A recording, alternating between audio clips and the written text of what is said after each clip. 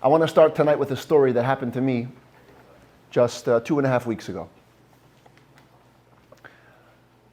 On Monday nights, my wife and I host at our home a class for young adults. And we teach JLI courses. They have a special catered version to Chabad young professionals where they kind of condense some of the lessons. Typically a JLI course is like 6 lessons or 7 lessons. These are 4. So, it's an easy commitment. You come for a month and you cover a course in Jewish thought. This particular one was super engaging. It was called The Dilemma. And it was basically exploring ethical questions in light of Torah thought, halachically, and also, theologically, philosophically. So at one point, we were discussing the trolley problem. Everyone know what the trolley problem is? It's one of the most famous philosophical questions. Check it up online afterwards. Essentially, the question goes as follows. You're on a moving trolley. It's going down the track at 100 miles an hour. The brakes are not working. Ahead on the track, you see 5 people lying. If you let the trolley go, it's going to run them over and they're going to die. You have an option to pull a lever that's going to move the trolley onto another track, but on that track is one person who's going to die. What do? Do you let the trolley go over the 5, or you pull the lever so you can just at least minimize the killing and you only kill one? It got a lot of philosophers thinking. What would you guys say? Let the trolley run over the 5 or pull the lever to run over the 1?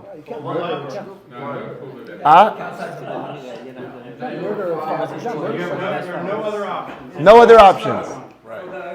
This is the whole. No, this is. This is the whole philosophy.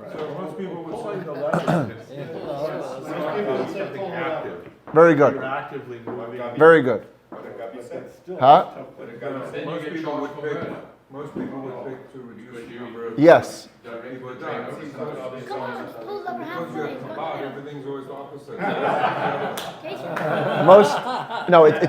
It's true.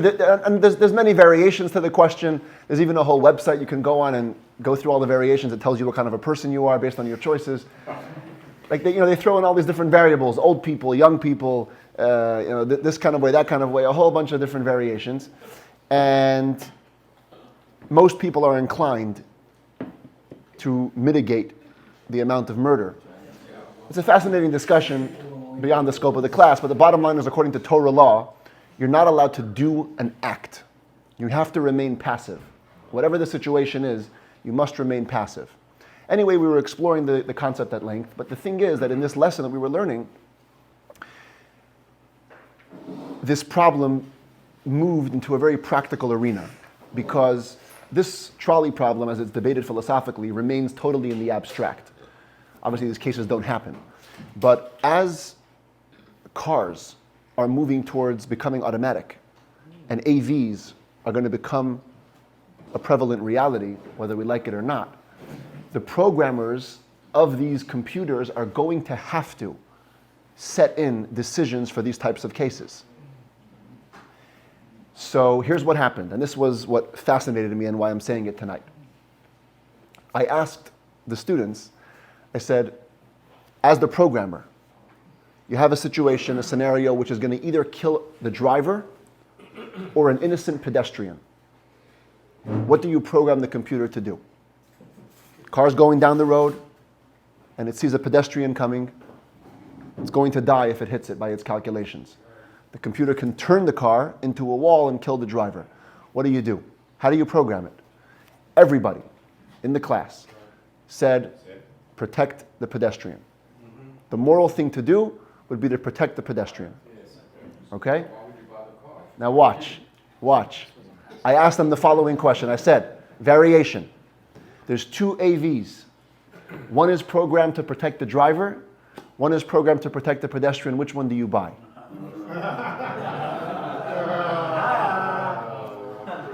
Everybody said, I'm buying the one that's protecting the driver. As a matter of fact, this is a study that's been done. And the percentages always move that way. But over 75% of people say, morally, when asked the question, you should protect the pedestrian. Then when it's switched to which car you would buy, they always flip to buying the car that protects you. Why? Why? What's the reason? The reason is, of course, because when it's personal, information affects us in a very different way. It's easy to preach, from a moral high ground. But then when it becomes your life in the balance, now things are different. You know the joke, or maybe it's a real story, that happened in Russia. There was a big gathering in support of the Tsar. And the person who was leading it was trying to rally up the people. And so he screams out, everything we have, who do we give it to? And everyone shouts, the Tsar! And so he calls up one person from the crowd to represent everybody. He gives him the mic. He says, your $1 million house, who do you give it to? He goes, the Tsar! And the other mansion that you have in the other city, who do you give it to? The Tsar! And then he goes, and the 2 chickens that you have in your backyard, who do you give it to? And the guy is quiet. He says, what happened? He says, 2 chickens I actually have.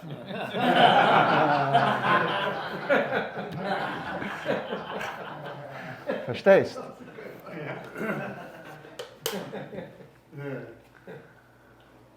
As long as it's ethereal, abstract, it's easy to give away money that you don't have.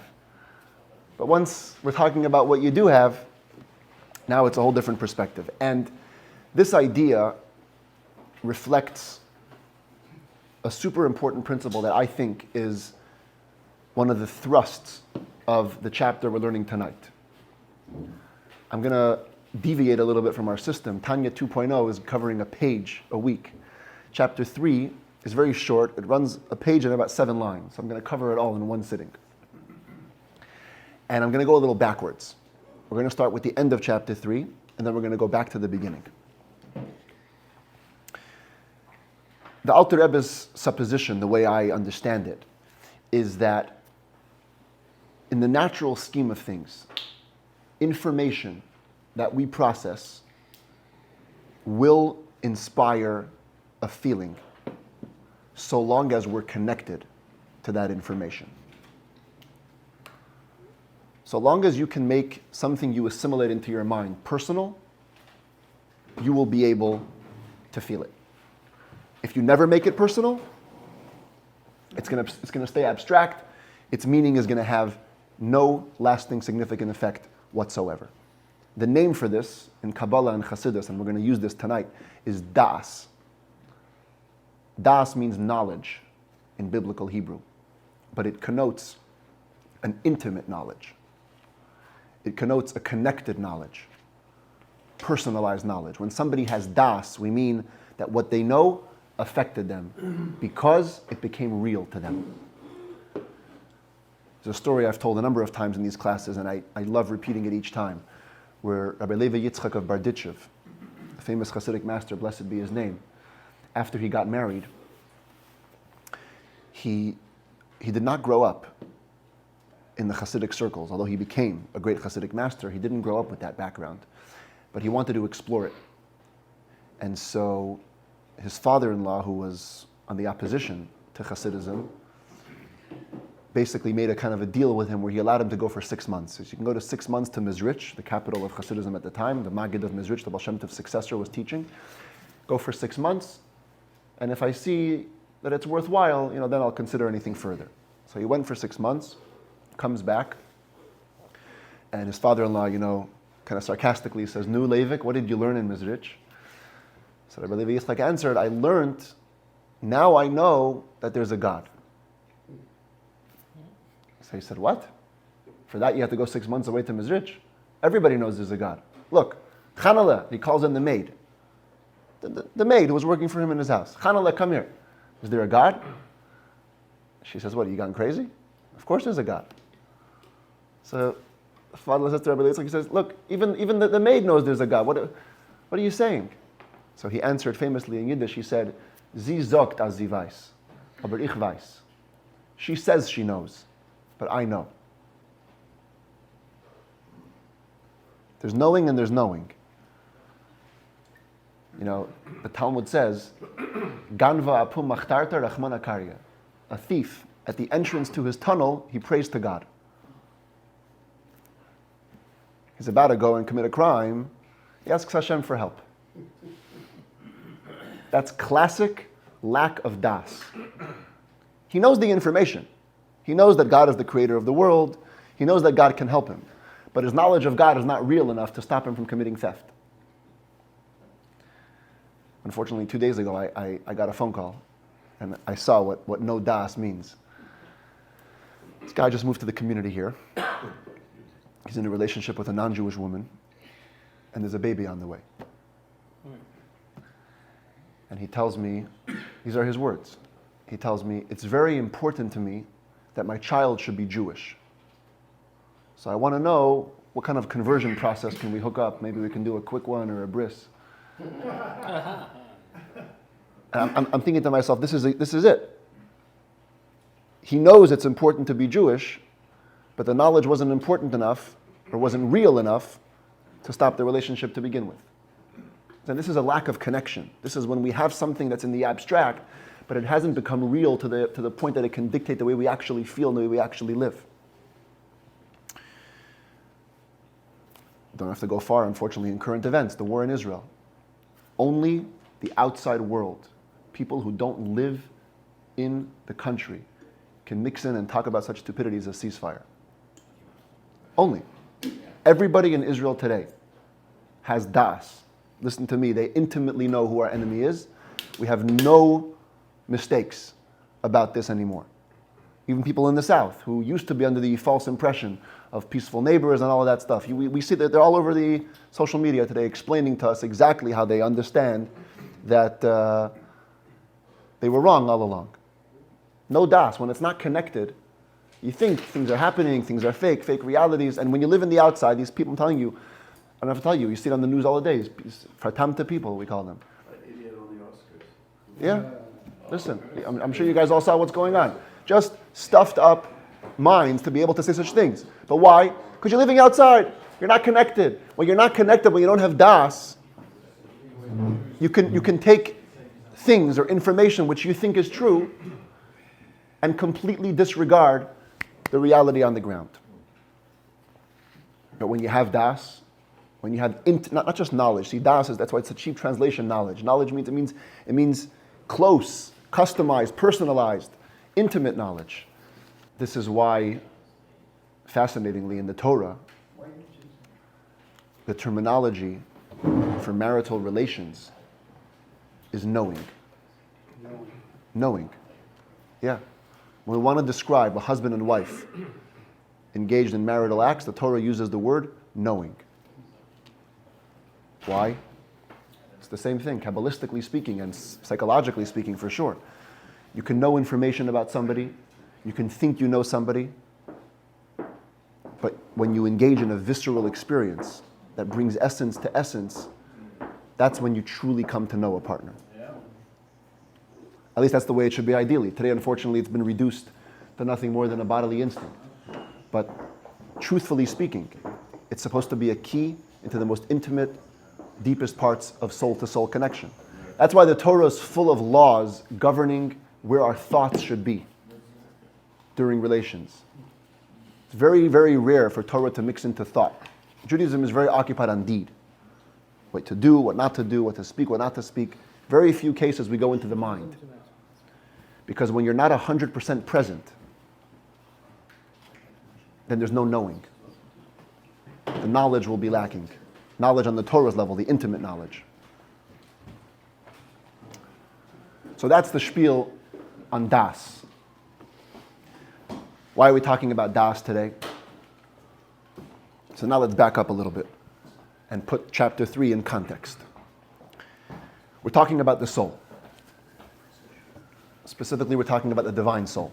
That was chapter 2. 3 classes on chapter 2 we spent talking about the nature of the essence of the divine soul. It's a piece of God. And it's a piece of God regardless of who you are. Whatever kind of a Jew you may have developed into, the core of the neshama is always the same. Using the human body as a metaphor, you look at a person, you can basically divide what you see into 3 parts. The soul of the person you're looking at, the body of the person you're looking at, and the clothing of the person you're looking at. When a person walks into a room, three things are coming in: clothing, a body, and a soul. Zoom in, the soul itself has a soul, a body, and clothes. That's chapter 2, 3, and 4 of the Tanya. Chapter 2 is the soul of the soul. Chapter 3, the body of the soul. And chapter 4, the garments, the clothing of the soul.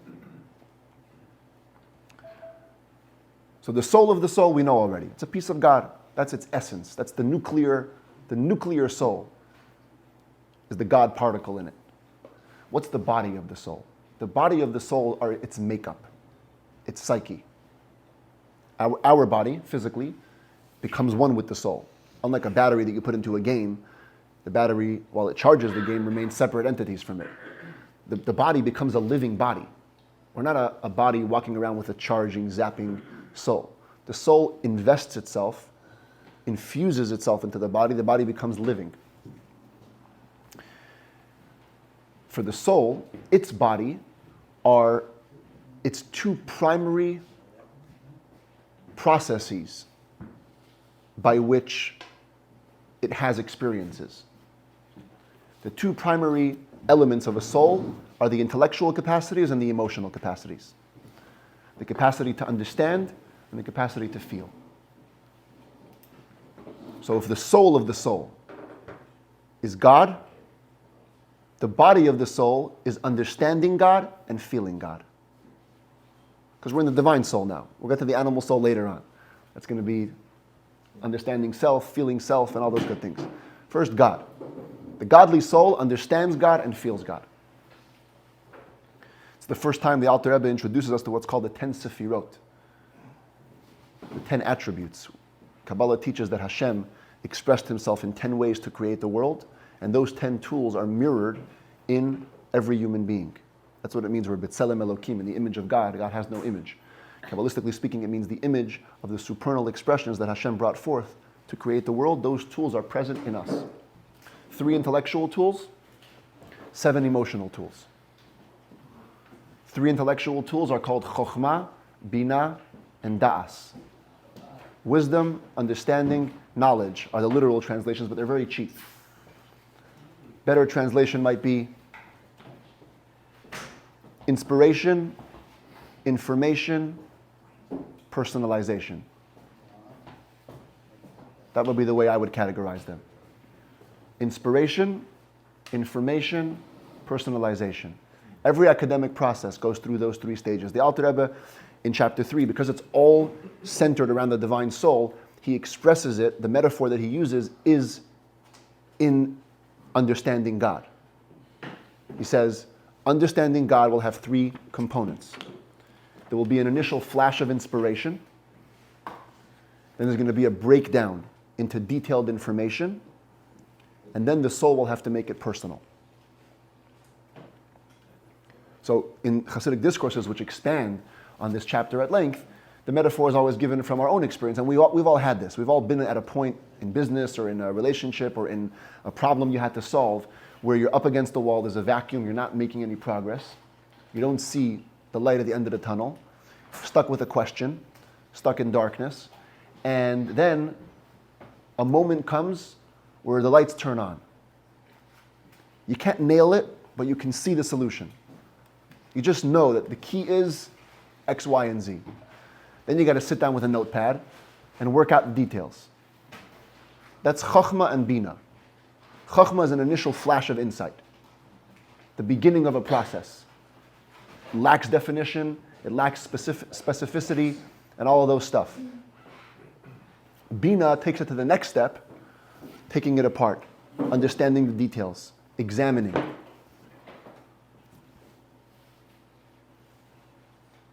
At that point, assuming that you've understood something well, it's going to have an emotional effect on you. That's the Alter Rebbe's theory. How practical it is with Hashem, I don't know, but we all know that it's very practical with other things. You think about a good piece of cheesecake, it makes you want the piece of cheesecake. Typically, that's how it works.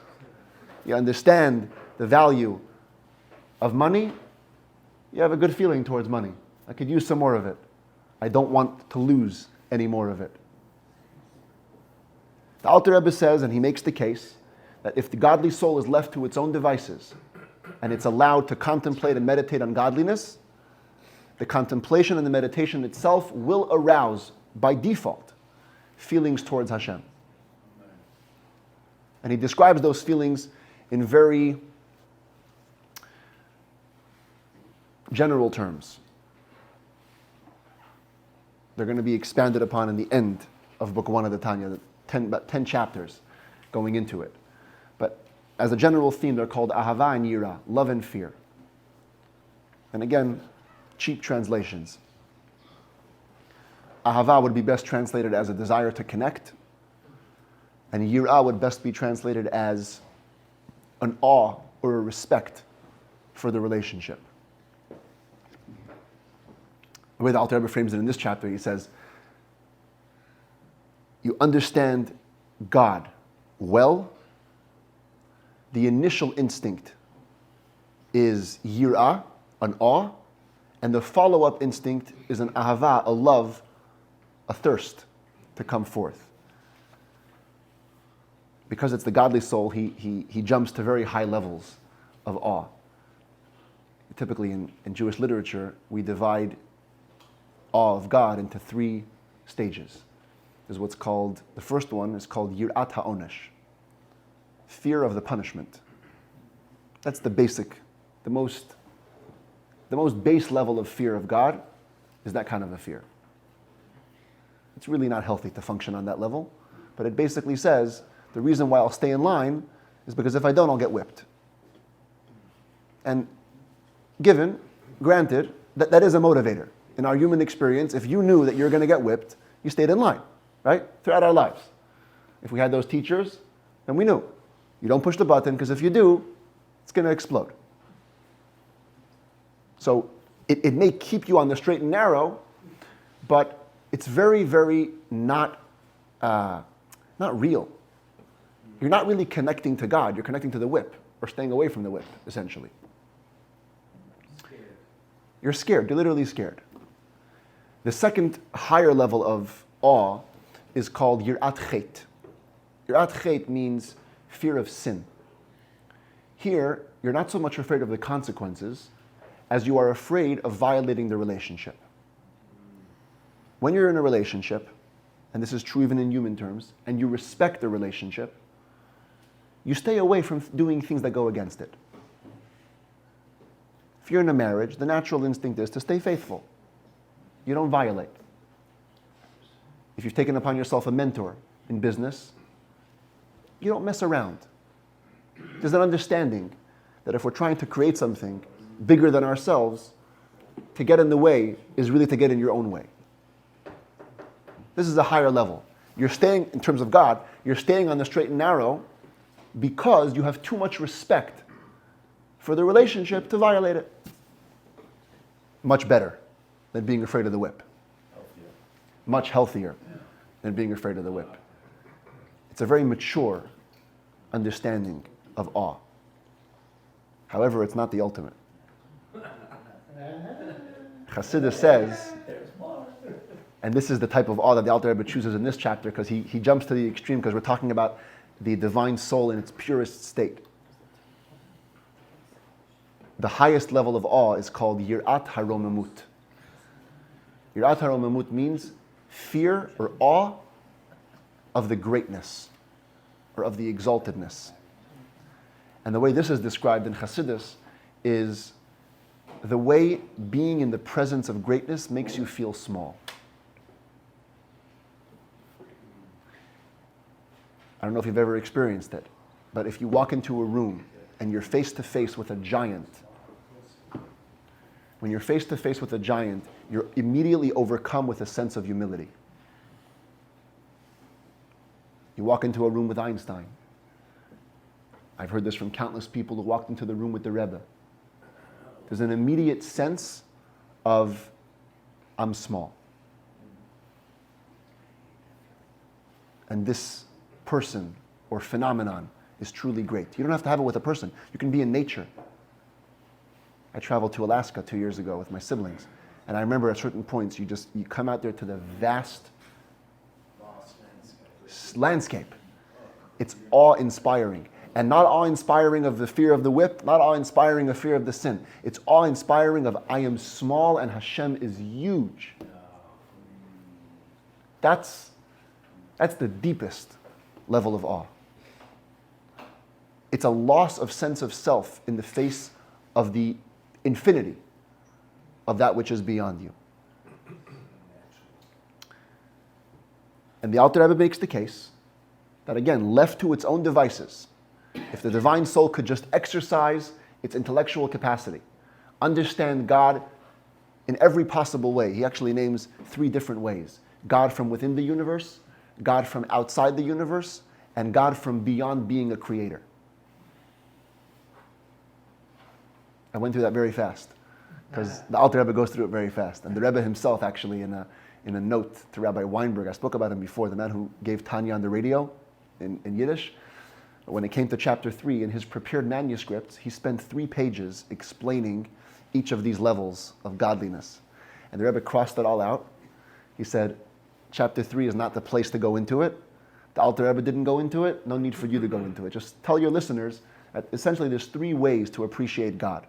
There's appreciating God from within the universe. That means you examine what you see around you. And as a soul fills the body, God fills the world. If you open your ears, you'll hear his music playing through. That's called Mimale Kol Almin, God as he fills the worlds. Then you have what's called transcendent godliness, Sovev Kol Almin. The idea that there's an infinity beyond God expressing himself through limitation. God expressing himself through the universe means I have to come onto something finite to see him. So how much do you get of God when you see him through nature? Very little. There's much more to God than that. That's called Sovev Kol Almin, surrounding the worlds. In other words, transcendent, beyond the worlds. And then the highest level is called Kula Kamei Kela Chashiv. The idea that God is the only existence, and everything else as a continuum of his identity never begins to feel itself on its own accord. Each one is explored in detail later on, and Tanya will get to there, with God's help. The point is, there's different ways to achieve understanding of God. Left to its own devices, if the divine soul could allow itself to go into it and think about all these things and understand them properly, it will be inspired immediately to Yirat HaRomamut, that feeling of, I'm small in the presence of this greatness. And because that's the immediate first feeling, the follow-up to that will be an intense love and thirst to connect. Because when you feel so small in the presence of greatness, you know you want more. It's an experience you can't forget. It's an experience you want to recreate. It's an experience you want to relive. And it's an experience you want to have more of. That's really what Ahavat Hashem is. Ve'ahavta, when we say in the morning, love Hashem your God, not some kind of ethereal love. It's an intense desire to be close to that which we appreciate to be greater than ourselves. And so the natural course of things is that from the intellect we flow to the emotion. From chokhmah and binah, from wisdom and understanding, from inspiration and information, we come to an awe and to a desire. However, in order for the feelings to have a lasting, meaningful, significant effect, you need das in the middle. And that's where the beginning of our conversation comes in. Because you can learn, and you can study, and you can be a genius. But if it never translates into personal language, it will never last. That's the part I want to read with you tonight. We do some reading inside every time. We go to page 62. You see by section 3? Look what he calls it. He calls it how to use your das. You see, it's right there. He says, let's read the bold letters.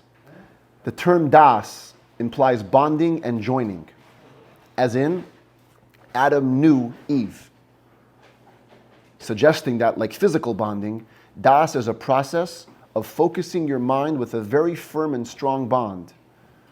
In this case, an intense fixation of thought on the greatness of the blessed infinite light without losing concentration. And I don't usually do this, but let's read his commentary because it's very important. Look what he says here. Das does not add any new information which was not fathomed by Chokhmah and Bina, page 62. Rather, it fosters an attachment to the existing idea to render it real and relevant. And that's what Das is.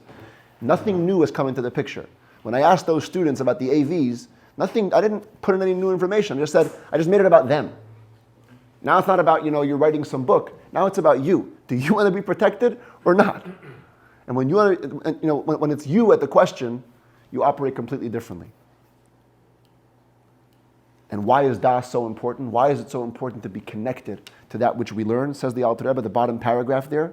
Because even if you appreciate the greatness of the blessed infinite light with your Chokhmah and Bina, unless you bond your Das, focusing your mind with intensity and consistency, you will not produce genuine love and reverence in your soul, but only worthless delusions of love and reverence that you will not be able to sustain.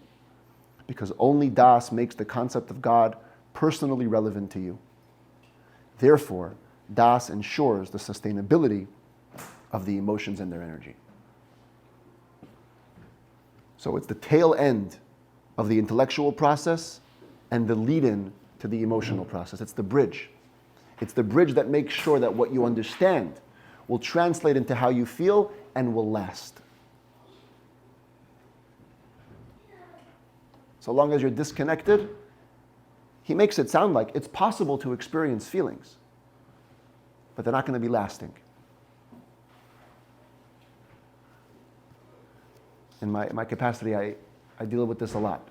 You have people come and get inspired. They come for a Shabbaton to Chabad, come for a weekend. It's uplifting. In the moment, they're all on fire. And they really are on fire. It's not fake. They really are on fire. They get connected over the weekend to something that they know is who they really are. But then it fades away. And why does it fade away? Because there was no Das. There was no life-changing moment where it was truly, this is what I need. This is what I am. Some form of making it real. We all have those moments in our lives. We know, like when something changed from I understand it to I really get it. The light went on for us in some area or another. And that's when change happens. Change happens when you have Das. I can repeat something to you every week. And then there's that 1 week that it hits. The penny drops. Yes, the penny drops, which none of us remember, but you guys probably do. Days of the payphones, yes? The penny drops. Das is transformative. The Rebbe Maharash, the fourth Rebbe of Chabad, he said, he once explained, if you learn the Talmud, there's these far-fetched cases of women who lose trace of their husbands. They don't know what happened to them. There's no definite proof of their death. And they're an aguna, or they're chained down. And they come up with these ingenious claims for what they could say and what they might say.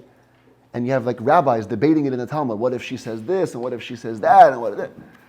As the Rebbe Maharash once asked, or he was asked by his father, or he asked his father, really? It's a woman from the village, what does she know? The rabbis have to debate what's she going to say. They're coming up with these claims that are just completely outlandish. It takes an Einstein to come up with them. So the Rebbe Maharash said, this is Das.